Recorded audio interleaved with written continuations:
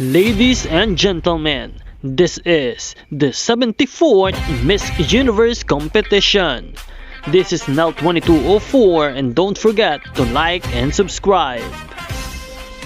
Magandang araw Pilipinas and good day pageant lovers, update for the live telecast of swimsuit round in the preliminary competition of Miss Universe. Mainit at mas matindi ang labanan ngayong preliminary round. Siyempre, hindi nagpahuli ang pambato ng ating bansa na walang iba kundi si Maria Atisa Manalo from the Philippines sa swimsuit segment. Grabe mga ka-universe, the moment she step on stage ay makikita mo agad yung perfect balance of fierce and graceful na siya lang ang nakakagawa. Ang confidence level up to charts and ang aura ay pang international talaga. And of course, the execution, walang mintis.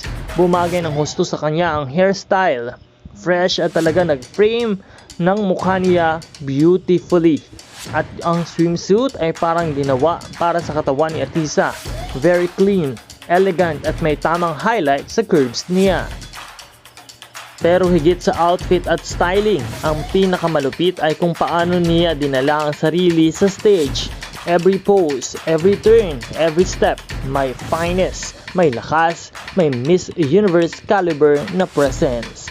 Kung titingnan ang technical side, ang ganda ng transition niya, hindi nagmamadali, hindi na rin stiff, at smooth, fluid, at controlled.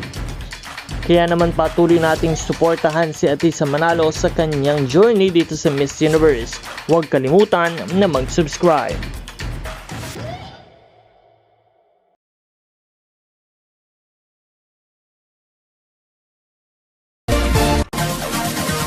Support your favorite candidates and leave a comment.